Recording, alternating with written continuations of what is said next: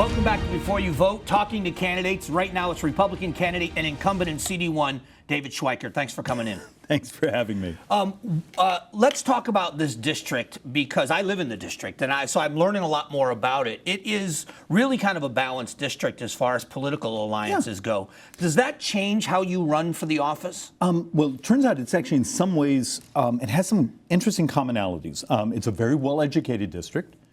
But you go from Carefree, Cave Creek, Fountain Hills, Town of Paradise Valley, all the way into parts of north central Phoenix. Right.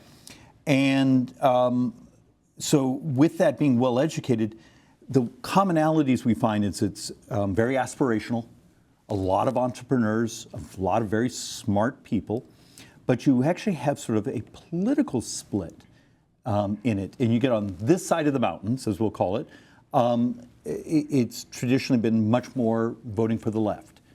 I am their first Republican since, I think, John Shattuck. And so a lot of my job over the last 2 years has been sort of introducing myself to the North Central, to Arcadia, a lot of those neighborhoods that just had never really had a Republican on the ballot. So when you look at the big issues, obviously, I still think the most important issues, no matter which party you're in, are still the economy. The border has become an issue that is no longer on the right side of the aisle. In your opinion, what is it that your district, what are you saying to the voters in your district? What are the issues that are biggest to them? What we find fascinating, you learn this when you're out walking door to door. Inflation, even in very prosperous neighborhoods, it's often the first thing that comes up. And look, you know, my joint economic committee that I sort of vice chair of, we calculate for our neighborhoods here, in the last three and a half years, if you don't make about $35,000 more, you've lost. It's cost you $35,000. So our inflation here is about 26, 27%. So even prosperous neighborhoods, they feel the stress, you know, and that foreboding of how do you economically survive. So you get inflation. Number two, it's just sort of economics. When you have a well-educated district, they want people to treat them like adults. Number three is border. But the economics ones for this type of district are at the top of the stack. One of the things you and I have talked about at length, because of your expertise in the area, is the expense for Social Security, Medicare, Medicaid. Oh, yeah. And that still doesn't seem to be on the forefront of voters' minds, the collision course we're on. Am I wrong in that? You're not cynical enough. It's one of my great heartbreaks because, look, demographics of the country aren't Republican. They're not Democrat.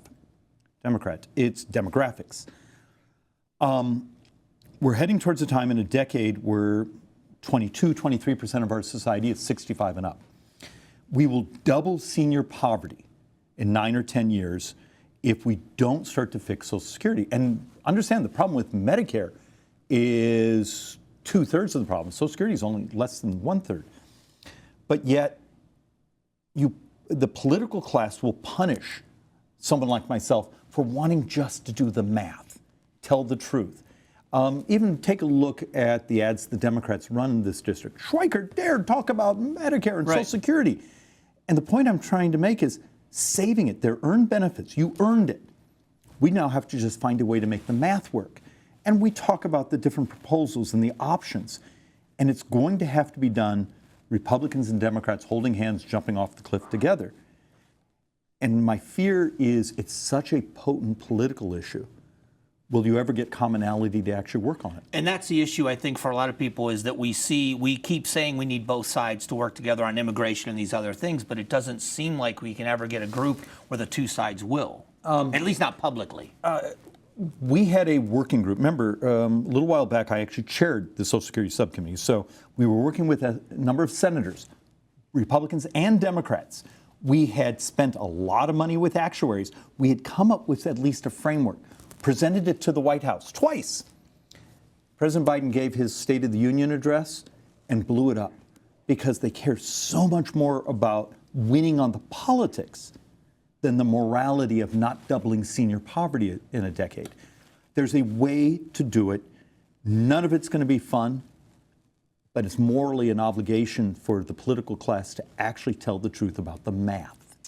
I always appreciate the time with you because I learned so much. I hope you'll come back. I wish you the best in this campaign, and hopefully after November, we'll talk some more about what's happening. Well, look, one of the reasons I think the world of you is you're one of the few people in media who will actually want to dive into the facts.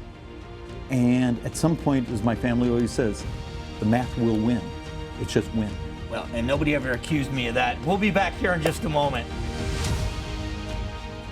All right, coming up, Dr. Amish.